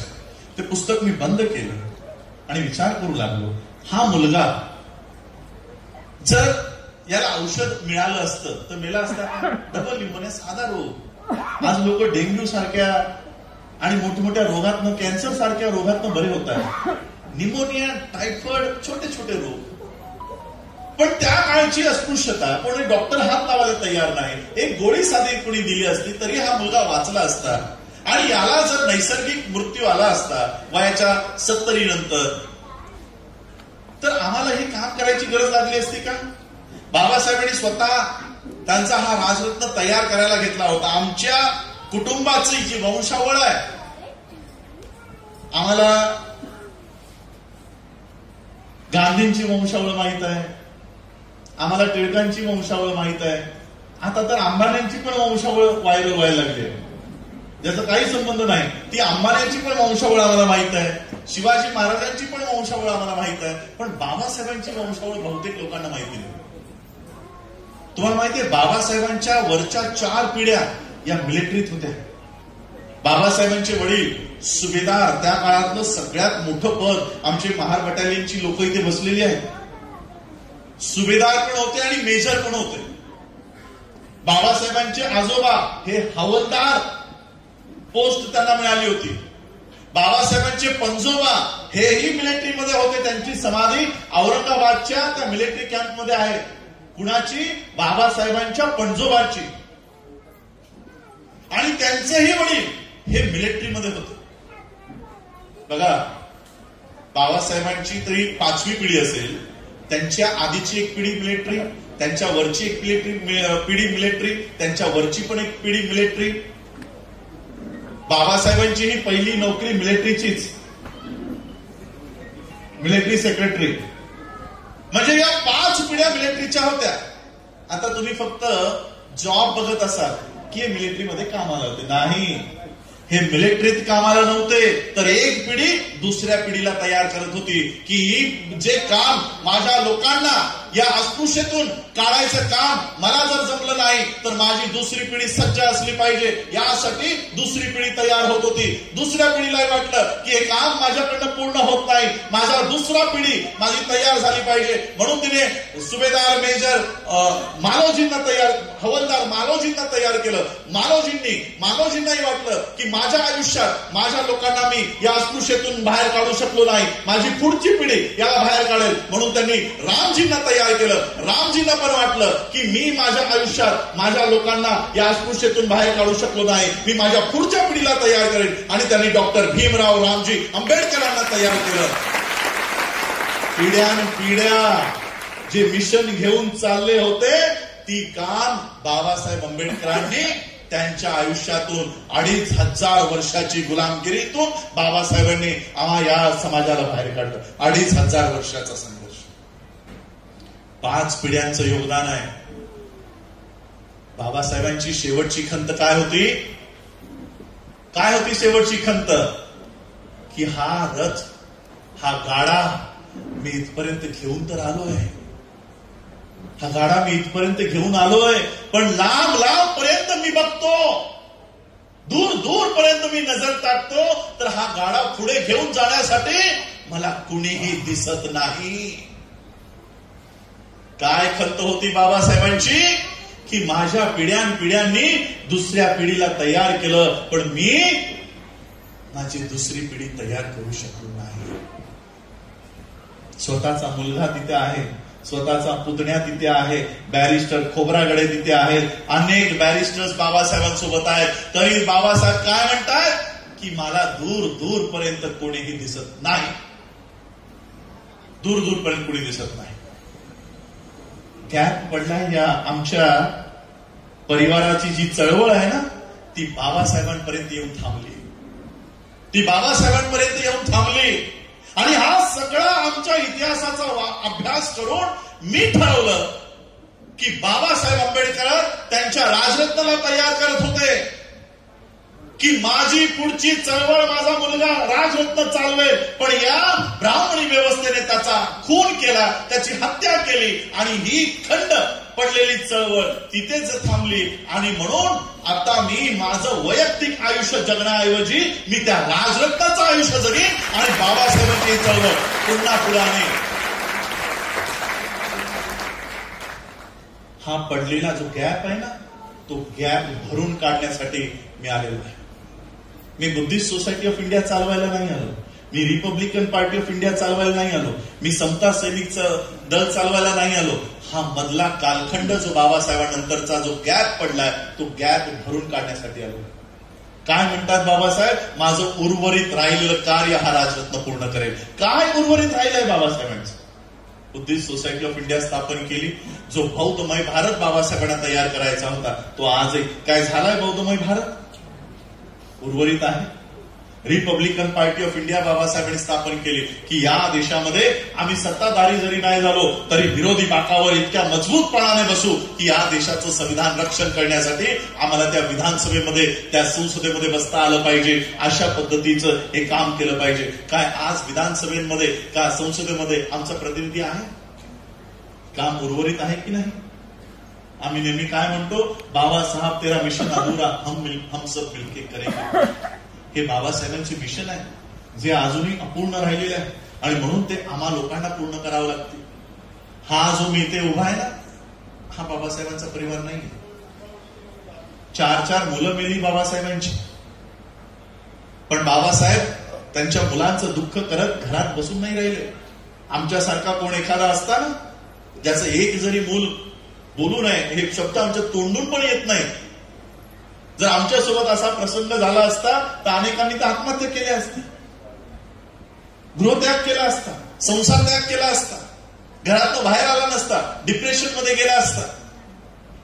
4 मुलं मेली बाबासाहेबांची, पण बाबासाहेब रडत बसले नाही. बाबासाहेबांनी काय ठरवलं की माझी मुलं जशी मेली तशी तुमची मुलं मरता कामा नये, यासाठी 24 तास काम करत होते. रमाई कशाने गेले असते? टीव्ही माहितीये कधी होतो? टीव्ही 2 वेळचं अन्न ज्या पोटाला मिळत नाही, ज्या व्यक्तीला मिळत नाही, अशाला तो टीव्ही सारखा रोग होतो. टीव्ही सारखा. या टीव्हीच्या आजारानं माता रमाई गेल्या. आमचा परिवार छोटासाच परिवार, छोटासाच. बाबासाहेबांचा फॅमिली फोटो जो तुम्ही विकिपीडियावर गुगलवर बघता, ब्लॅक अँड व्हाईट मधला, 5 लोकच बसलीत. मला वाटतं इथे यशवंतराव बसलेत, इथे बाबासाहेब बसलेत, माता रमाई, लक्ष्मीबाई आणि मुकुंदराव. बस एवढाच आमचा परिवार. मुकुंदराव माझे सख्खे आजोबा, लक्ष्मीबाई माझी सख्खी पणजी, रमाबाई माझी पणजी. असा हा एवढूसा छोटासा परिवार. पण हा जरी परिवार बायोलॉजिकल परिवार जरी असला आणि मी जरी इथे बाबासाहेबांच्या रक्ताचा जरी इथे असलो तरी बाबासाहेबांचा खरा परिवार म्हणजे मी नाही. माता रमाई ज्या टीव्हीने गेल्या, कसा झालं माहिती? टीव्ही घरामध्ये 2च भाकऱ्या बनायच्या. एक भाकरीमध्ये रमाबाई आणि लक्ष्मीबाई खायच्या आणि एक भाकरीमध्ये यशवंत आणि मुकुंद खायचं. कधी कधी मुलांना जास्तच देव म्हणून ती एक भाकरी जे रमाबाई आणि लक्ष्मीबाई खायची ती न खाता त्या मुलांना देऊन टाकायची. अशानं रमाबाईंना हा आजार चढला. माता रमाई या टीव्हीने गेल्या. 2 वेळची भाकरी घरात बनत नव्हती म्हणून. पण बाबासाहेब सगळं सोडून घरात बसून नाही राहिले. आमच्या घरात जरी चूल जळत नसली तरी तुमच्या घरामध्ये चूल जळवण्यासाठी बाबासाहेब अहोरात्र काम करत होते. बाबासाहेब आंबेडकरांनी, म्हणून मी नेहमी सांगत असतो की हा जो नेते उभा आहे ना, हा बाबासाहेबांचा परिवार नाही. बाबासाहेब ज्यांच्यासाठी जगले म्हणजे ते तुम्ही हा बाबासाहेबांचा खरा परिवार आहे. हा माझ्या समोर जो बसला हा खरा बाबासाहेब आंबेडकरांचा परिवार आहे. आणि हे सगळं बाबासाहेबांचं उर्वरित राहिलेलं काम हे आम्हा सगळ्यांना मिळून करायचं. आणि म्हणून मी विचार केला की वैयक्तिक बाबासाहेबांच्या ज्या संस्था आहेत त्याला सोडून वैयक्तिक संस्था काढायची नाही. आज जर मी एखादी स्वतःची संस्था काढली असती तर ती करोडो कोट्याधीश तिचा कॅपिटल गेला असता. 2 वर्षात आम्ही डॉक्टर बी आर आंबेडकर बँक काढली, करोडोच्या वर तिचं भांडवल गेलं. वैयक्तिक बँक काढली पण ती आहे समाजासाठीची. पण आम्ही बुद्धिस्ट सोसायटी ऑफ इंडियाच्या व्यतिरिक्त मला अनेक IAS ऑफिसर्सने सांगितलं, सर त्या संस्थेच्या मागे लागू नका, अनेक भानगडी आहेत, ती कधी मुक्त होईल, कधी तुम्ही उभी कराल. गेलो नाही, चालवीन तर बाबासाहेबांचीच संस्था चालवी, इतर संस्था उभ्या करणार नाही. आणि आज मला राजकीय प्लॅटफॉर्मवर यायचं आहे. माझ्याकडे पक्ष कोणता ठेवलात तुम्ही सांगा ना. हा प्रश्न आदित्य ठाकरेला असेल का? हा प्रश्न रोहित पवारांना असेल का? हा प्रश्न जय शहाला असेल का? हा प्रश्न कुणाला आहे? आंबेडकरला. माझा पक्ष कोणता? आणि म्हणून जसं तुम्ही उत्तर दिलं, अनेकांनी सांगितलं नवीन पक्ष स्थापन करा. हा पक्ष स्थापन करा, तो पक्ष स्थापन करा, याच्यासोबतचा त्याच्यासोबतचा. मिळलो नाही. आमच्या पार्टीत या राज्यसभा या 2027ला या 2019ला राज्यसभा मला देत होते. मिळलो नाही. तुम्ही राज्यसभेवर या, तुम्हाला विधान परिषद देतो. मिळलो नाही. आणि म्हणून मग मागच्या 20 जुलैला बहिष्कृत हितकाणी सभेला 100 वर्ष पूर्ण होत असताना आम्ही निर्णय घेतला की चालवीन तर बाबासाहेब आंबेडकरांचीच पार्टी चालवेन, रिपब्लिकन पार्टी ऑफ इंडिया चालवेन, इतर पार्ट्यांचे झेंडे आम्ही हातात घेणार नाही. पुनर्जीवन ज्या पद्धतीने मी पहिल्यांदा 2018ला वर्ल्ड फेलोशिप ऑफ बुद्धिस्टच्या कॉन्फरन्समध्ये गेलो आणि तिथं भारतातले बौद्ध कोण, तिवारी, त्रिपाठी हे आम्हाला दिसले. आज रिपब्लिकन पार्टी ऑफ इंडिया मी चालवतोय असं सांगणारा माणूस भारतामध्ये कोण आहे सांगा मला. सांगा, आरपीआय म्हणून संसदेमध्ये कोण दावा करतो की मी बाबासाहेबांचा आरपीआय चालवतोय म्हणून? रामदास आठवले. तुम्हाला माहितीये पक्षाची स्थापना कधीची? आठवलेची 87. तुम्ही जरा नीट रेकॉर्ड तपासा. रिपब्लिकन, त्यांच्या पक्षाचं नाव आहे Republican Party of India bracket Athawale. त्या पक्षाची स्थापना आहे 2022. कधी? 2022. त्यापूर्वी ते Republican Party of India bracket A म्हणजे Republican Party of India bracket Ambedkarite या पक्षाचा प्रतिनिधी म्हणून होते. त्या पक्षाने मोहन पाटलांनी त्याला काढलं. मग त्यांनी 2022ला त्यांचा वेगळा पक्ष काढला आणि तो पक्ष काढून ते संसदेत काय म्हणतात की मी बाबासाहेब आंबेडकरांचा पक्ष चालवतोय. 2022ला बाबासाहेब आंबेडकर यांना सही देऊन गेले. पण तिथे आमचे खरे प्रतिनिधी नसल्यामुळे तो तिकडे क्लेम काय करतो की मी बाबासाहेबांचा पक्ष चालवतो. आणि म्हणून आता हा आंबेडकर उभा राहिलाय आणि तो जगाच्या या भारताच्या संसदेत जाऊन सांगणार आहे की हा आठवले नाही, बाबासाहेब आंबेडकरांचा आरपीआय हा आंबेडकर चालवतोय. हे आता भारतातल्या सगळ्यांना ओढून ओढून सांगणार आहे. आणि म्हणून हा आरपीआय आता आम्ही उभा केलेला आहे. आत्ताच सकाळीच मला इलेक्शन कमिशनचाही मेसेज आला की आरपीआयची तुमची जी मागणी मान्य आहे ती आम्ही मान्य करतो. इतरांनी म्हणजे ज्यांचं काही घेणं देणं नव्हतं त्यांनी तर बापही पळवलेत पक्षासकट. आमच्यातही तसंच झालंय. आमचे पक्ष पळवलेत का तर आम्ही दुसऱ्याच मार्गाने उभे आहोत.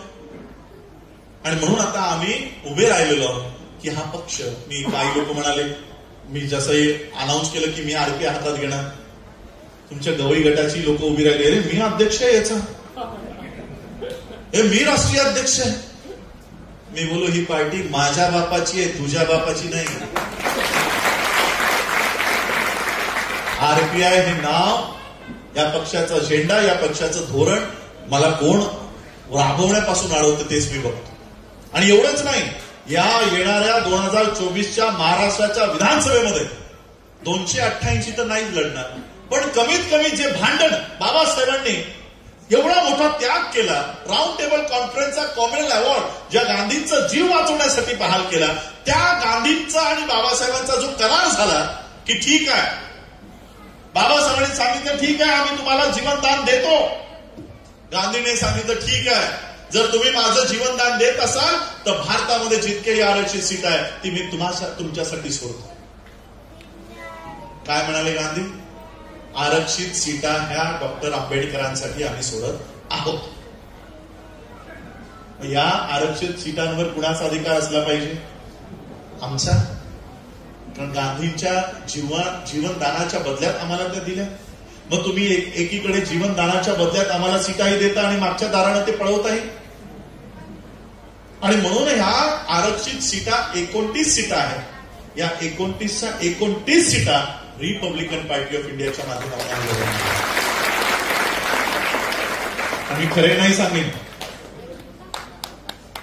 तुमचं जर या ठिकाणी चांगलं काम आहे, चांगलं वर्चस्व आहे, तर इतर कोणत्याही पार्टीच्या आता नादाला लागू नका. आरपीआय स्वतःचं घर मी उभं केलेलं आहे, या ठिकाणी या आणि याच माध्यमातून उभे राहा. आमची लढाई पैशांसाठी नाही, आमची लढाई आमदारकीसाठी नाही, आमची लढाई खासदारकीसाठी नाही. बाबासाहेब काय म्हणतात, बौद्ध धर्म स्वीकारण्यासाठी. बौद्ध धर्म स्वीकारत असताना बाबासाहेब आंबेडकरांना अनेक धर्मातल्या लोकांनी आमिष दिली. बाबासाहेब तुम्हाला कॉलेजेस देतो, बाबासाहेब तुम्हाला जमिनी देतो, बाबासाहेब तुम्हाला इमारती बांधून देतो. बाबासाहेबांचं सोन्याच्या रथातून बाबासाहेबांची मिरवणूक सिखांनी काढली की सिख धर्म घ्या, इस्लाम धर्म घ्या, ख्रिश्चन धर्म घ्या, कोणताही धर्म घ्या, तुम्हाला जे हवंय ते देतो. बाबासाहेबांनी सांगितलं आमची लढाई तुमच्या इमारतींसाठी नाही, आमची लढाई तुमच्या कॉलेजेससाठी नाही, आमची लढाई तुमच्या पैशासाठी नाही. आम्ही लढतो, आम्ही झगडतो ते आत्मसन्मानासाठी लढतोय. आणि म्हणून मी हा आत्मसन्मान तुम्हाला या आरपीआयच्या माध्यमातून देऊ इच्छितो. कारण इतर पार्टीच्या माध्यमातून आमचे जे अनुसूचित जातीवरच्या सीटांवर गेलेले प्रतिनिधी असतात, बाबासाहेब त्यांच्यासाठी म्हणतात की यांना तोंड उघडायचाही अधिकार त्यांची पार्टी देत नाही. असा आमदार व्हायचंय का खरे साहेब? 5 वर्ष मुख गिळून बसणारा, भांडा तिथं. एखादं भाषण या मंचावर कमी केलं तरी चालेल, पण त्या विधानसभेमध्ये कडाडून भाषण करा. अशा उमेदवार आम्हाला पाठवायचंय, नाहीतर इथं भाषण ठोकताय तिथे नागपूर में पिकती है संत्री, मुझको बनाओ मुख्यमंत्री. हे भाषण, ही भाषण संसदेतली. बाबासाहेबांना 10 मिनिटं वेळ मिळायचा संसदेत, 10 मिनिटं, अर्धा तास भाषण चालायची. आणि जसंही बाबासाहेब बोलायला सुरुवात करायचे, खाली स्पीकरच्या खाली एक टायपिस्ट बसलेला असायचा, फार टाईप करायचा. जे जे भाषण बाबासाहेबांनी संसदेत केली त्या भाषणांची सगळी पुस्तकं विदेशातल्या संसदेत अभ्यासक्रमामध्ये शिकवली जातात. अभ्यासक्रमामध्ये आता आमचे प्रतिनिधी उभे राहतात भाषण करायला,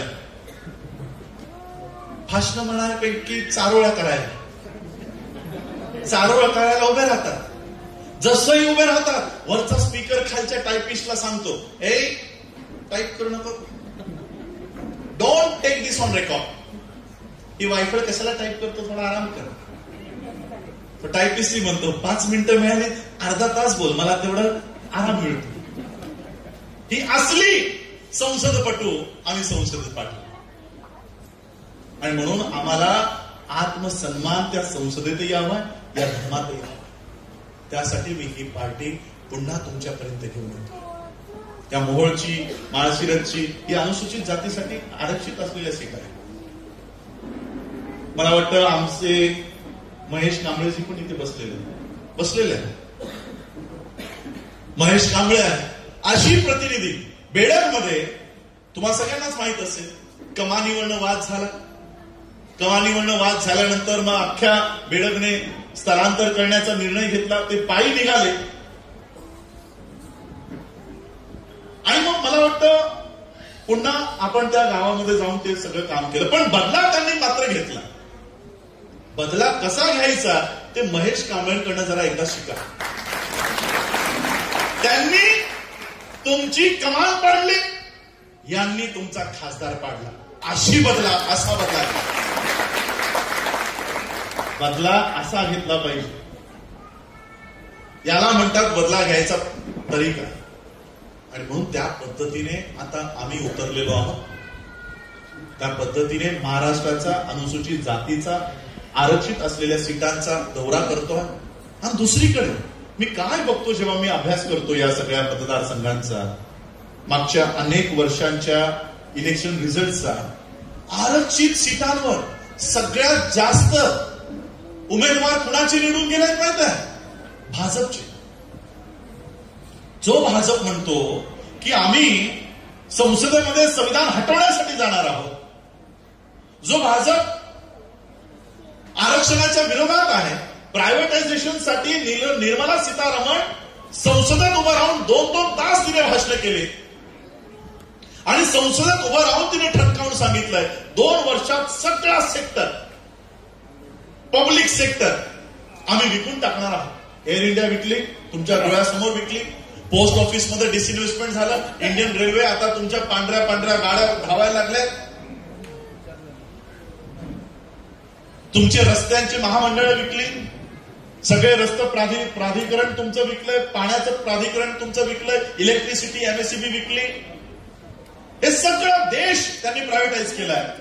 म्हणजे तुम्हाला सरकारी नोकऱ्या तुम्ही आमच्या खालवताय. मग तुम्ही सरकारी जागेवर कसे उमेदवार देता? रिझर्व्ह सीट्सवर कसे उमेदवार देता?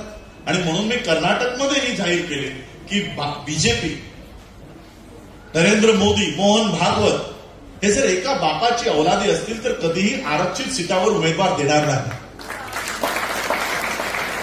रस्त्यावर तुम्ही आरक्षणाचा विरोध करता, संसदेत आरक्षणाचा विरोध करता आणि मागच्या दारानं आरक्षित जागेवर उमेदवारही देता.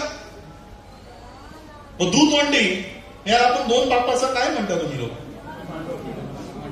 अशा पद्धतीने यांचं आचरण आहे. त्यासाठी आम्हाला आमची स्वतंत्र ही मुवमेंट उभी करावी लागेल.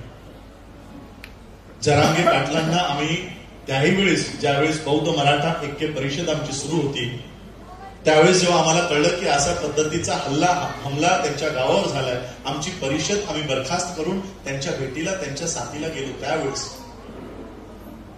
आजही पुन्हा आम्ही त्यांच्या सोबत आहोत. त्यांनी आम्हाला सोबत दिलेली आहे. मराठा बांधव, काल आज दुपारीच आम्ही एक व्हिडिओ केला. हा महाराष्ट्र याची रचना कशामुळे आहे? बाबासाहेब आंबेडकरांचा कास्टेज इन इंडिया नावाचा थिसिस आहे. त्या कास्टेज इन इंडियामध्ये बाबासाहेब म्हणतात महाराष्ट्र म्हणजे महान राष्ट्र नव्हे, मोठा राज्य नव्हे. मोठं राज्य बघायला गेला तर उत्तर प्रदेश भौगोलिकरित्या सगळ्यात मोठं राज्य आहे, महाराष्ट्र नाही. मग हा महाराष्ट्र कसा तयार झाला? या महाराष्ट्रात दोन समुदाय मोठ्या प्रमाणात राहत होते, महार आणि रठ्ठ. हे दोन समुदाय एकत्रित नांदत असल्यामुळे या विभागाला महारठ्ठ असं नाव पडलं आणि अपभ्रंश होता होता महाराष्ट्राचं महाराष्ट्र झालं. महार म्हणजे आजचा बौद्ध आणि रठ्ठ म्हणजे आजचा मराठा. म्हणजे आमची जी युती आहे ती काय आजपासूनची नाही, आमची नैसर्गिक युती आहे. बघा, आज आमच्या वस्त्या आहेत, मराठ्यांचं आणि बौद्धांची घरं जवळपासच असतात. ही काय आज 10-15 वर्षापासून झालीत का? या महाराष्ट्राची रचनाच मराठा आणि बौद्धांची, महार आणि मराठ्यांची. आडनावही सेम आहे. जाधव हे आडनावही सेम आहे. आणि म्हणून आम्हाला ही जी नैसर्गिक युती आहे ती युती आम्हाला पुन्हा या महाराष्ट्रात बनवायची. बघा, बाबासाहेब आंबेडकर एकीकडे म्हणतात की मुझे पढे लिखे लोगों ने धोखा दिया. म्हणजे शिकलेल्या लोकांना बाबासाहेब म्हणतात धोकेबाज. आणि त्याच नंतर बाबासाहेब भीमा कोरेगावच्या स्तंभालाही वंदन करतात. आता भीमा कोरेगावच्या स्तंभाला वंदन करत असताना त्यामध्ये लढलेला एक तरी ग्रॅज्युएट आहे का? पोस्ट ग्रॅज्युएट आहे का? डॉक्टरेट आहे का? एमफिल आहे का? म्हणजे त्या भीमा कोरेगावच्या लढाईत एकही शाळेत गेलेला नाही. अडाणी आहे. त्या अडाणी लोकांना बाबासाहेब नतमस्तक होत आहे आणि शिकलेल्या लोकांना म्हणतात धोकेबाज आहे. का? तर बाबासाहेबांना त्यांचा दुश्मन कोण, दोस्त कोण हे माहित होते. आम्हाला आमचा दोस्त कोण, दुश्मन कोण काही माहिती नाही, काही माहिती नाही.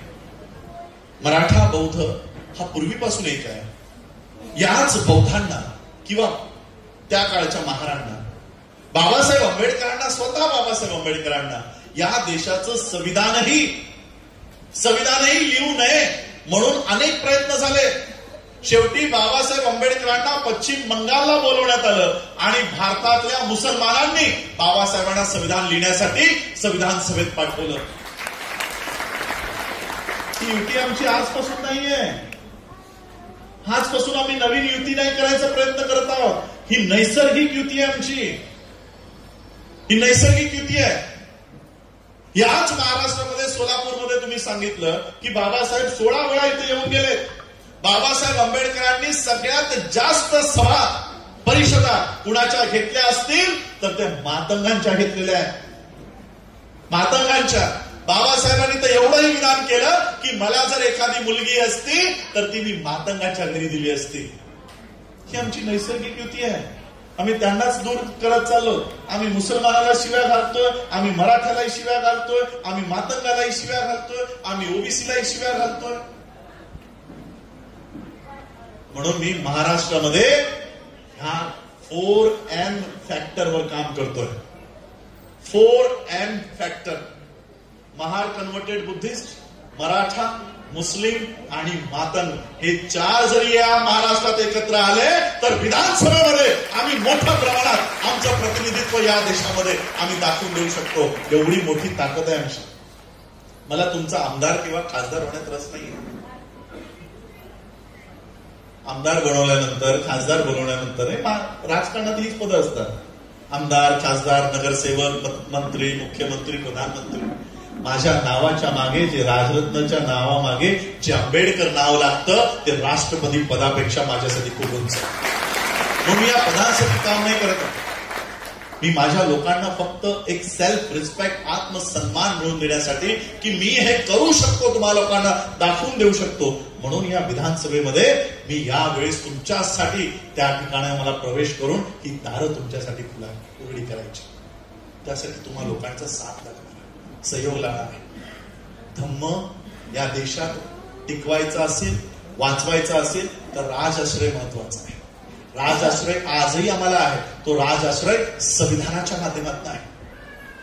आणि हा संविधान टिकवण्यासाठी आम्ही संसदेत तर गेलो. तुम्ही म्हणाल संसदेत संविधान वाचवण्यासाठी संसद आम्ही पाठवली लोक. आता महाराष्ट्राचे कायदे सुरू झाले. सरांना माहित असेल, शेळके सर ते त्या क्षेत्रातले आहेत. Maharashtra public safety bill pass झालंय. बिलचं आता ऍक्ट मध्ये रूपांतर झालंय. माहितीये काय आहे? किती पत्रकार बंधूंना माहित असेल मला माहित नाही. एक काही न्यूज चॅनलवर याची बातमी आहे. आता मला वाटतं 1.5-2 आठवड्यापूर्वीच हा कायदा महाराष्ट्रात झाला. Maharashtra public safety act. या ऍक्ट बद्दल मी 2014 पासून लोकांना सांगतोय की आज संविधानानं जी संधी तुम्हाला दिली आहे एकत्रित यायची, ती आत्ताच त्याचा उपयोग करून घ्या. येणाऱ्या काळात तुम्हाला एकत्रित येता येणार नाही. तो कायदा महाराष्ट्राने पास केला. काय पास केला? जर तुम्हाला या सभेमध्ये यायचं आहे, ही सभा, या संस्थेचे जर तुम्ही सदस्य नाही, तुम्हाला 3 महिने कारावास आहे. 3 महिने जेल. सभेला जायचं नाही. कायदा Maharashtra public safety bill act YouTube, गुगलला आहे, वाचून घ्या. यापुढं तुम्हाला सभा संमेलनाला जाता येणार नाही. गेला तर तुमच्यावर पोलीस कारवाई, फौजदारी कारवाई. हा ऍक्ट झाला. आरटीईचा ऍक्ट या पुढच्या अकॅडमिक इयर पासून लागू केला जाणार आहे. महाराष्ट्राचे कायदे अँटी कन्व्हर्शन बिल येणार आहे. म्हणजे असं समजू नका की संविधान वाचवायची लढाई सुरू होती, ती संसदेत आम्ही पार पडली, आता आम्ही निष्काळजी झालेलो आहोत. महाराष्ट्रामध्ये कायदे डोकं वर काढताय. अँटी कन्व्हर्शन बिल आल्यानंतर या धम्म परिषदा याही भारतात होणार नाही, महाराष्ट्रात होणार नाही. एकही धर्मांतरही होणार नाही.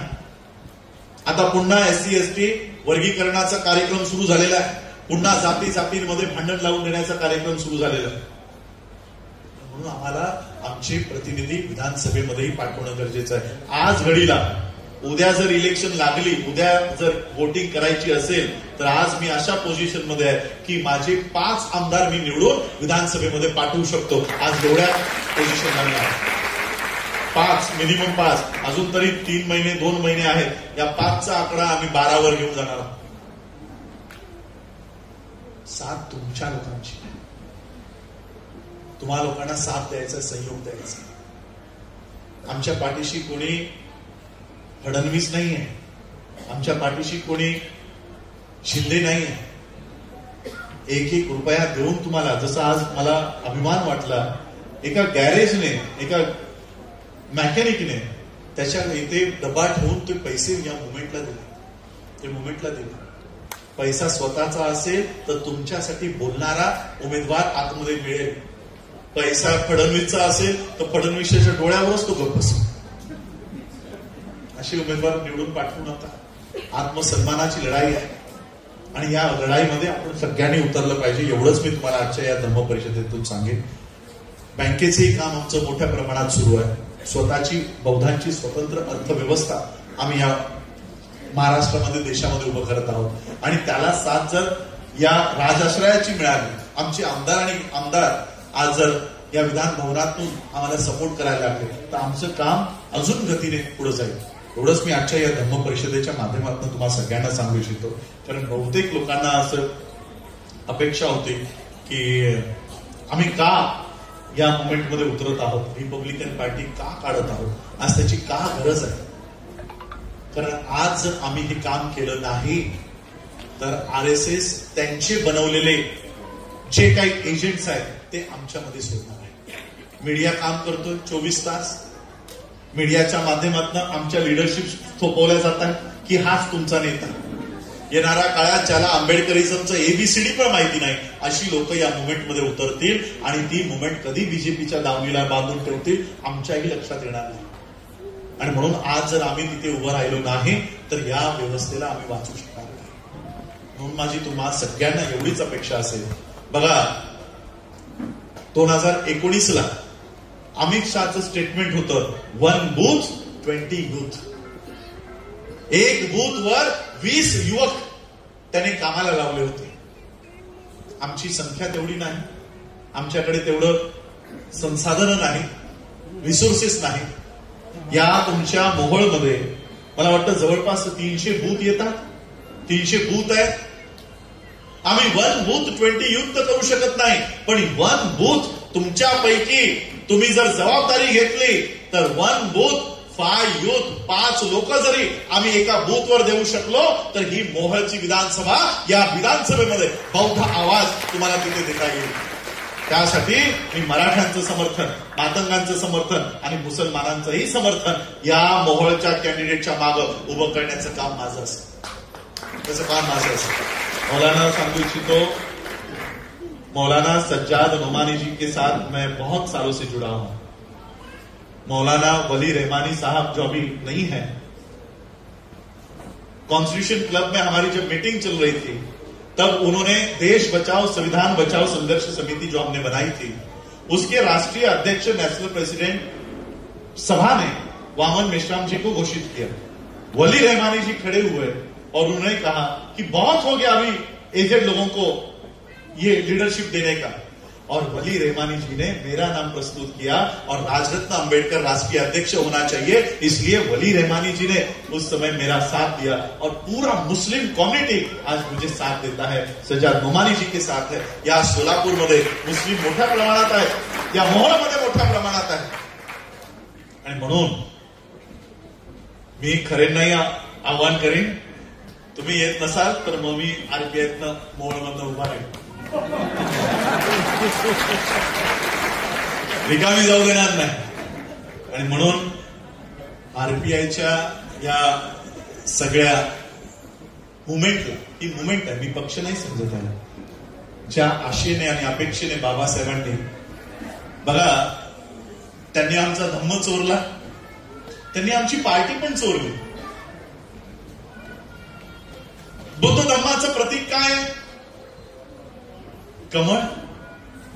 हा कमळ कुणाच्या पार्टीचं चिन्ह आहे? भाजपचं. म्हणजे तुमचा धम्मही चोरताय. बाबासाहेबांच्या RPIचं, रिपब्लिकन पार्टी ऑफ इंडियाचं नावही त्यांनी चोरलं. रिपब्लिकन 26 जानेवारीला आपण कोणता दिवस साजरा करतो? नाही, मराठीमध्ये सांगा. प्रजासत्ताक दिवस. प्रजा, रिपब्लिक म्हणजे प्रजा. प्रजेला दुसरा शब्द काय? जनता. पार्टी, पार्टीला मराठी शब्द काय? पक्ष. इंडिया, इंडियाला मराठी शब्द काय? आता हे तिन्ही मराठी शब्द जोडा.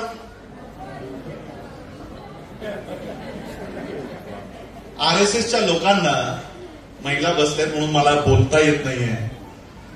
त्यांना जर उघडं करून मार्केटला सोडलं ना तर स्वतःच्या कमाईतून ते चड्डी पण विकत घेऊ शकत नाही, एवढी त्यांना अक्कल नाही.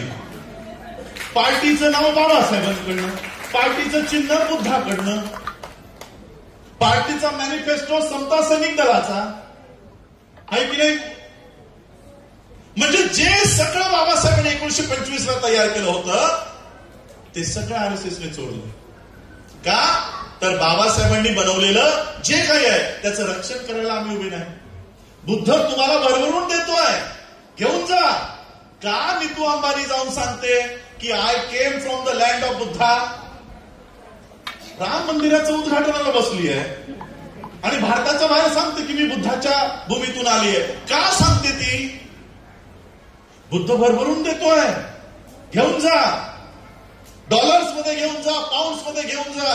देशामध्ये तुम्हाला युनिव्हर्सिटी बनवायची, युनिव्हर्सिटी घेऊन जा. रस्ते बनवायचे, बुलेट ट्रेन हवी, सगळं घेऊन जा. ते लाईन लावून लावून बुद्धाच्या समोर वाढगे घेऊन बसले. आम्ही मर्याईच्या समोर, खंडोबाच्या समोर. कधी बघितलं का मर्याई समोर नीतू अंबानीला? कधी बघितलं का अडाणीला खंडोबाची वारी करताना? त्याला माहितीये पैसा कुठे आहे. तो तिथे बरोबर जातो की I came from the land of Buddha. आणि आम्ही या सगळ्या वाऱ्या करत बसलो. मरियाई, खंडोबा. तुमच्या इकडे काय चालतं मला माहिती. जो नाही हे काय नवीनच ऐकलंय. आणि म्हणून आपल्या घरात परत काय बुद्ध भरभरून देतोय. धम्माच्या माध्यमातून बुद्ध देतोय, पक्षाच्या माध्यमातून बाबासाहेब तुम्हाला, आरपीआयच्या माध्यमातून जगाची ओळख बाबासाहेबांनी दिलेली आहे. म्हणून त्या माध्यमातून ही मुवमेंट, एसएसडी, आरपीआय, बीएसआय, ही सगळी मुवमेंट आपल्याला उभी करायची आणि त्या पद्धतीने आम्ही या कामाला लागलेलो आहोत.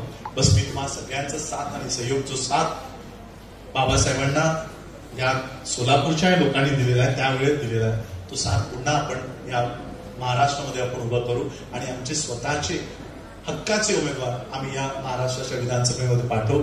एवढीच आशा आणि अपेक्षा आपल्या सगळ्यांकडे व्यक्त करतो आणि थांबतो. जय भीम, नमो बुद्धाय, जय श्रीराम.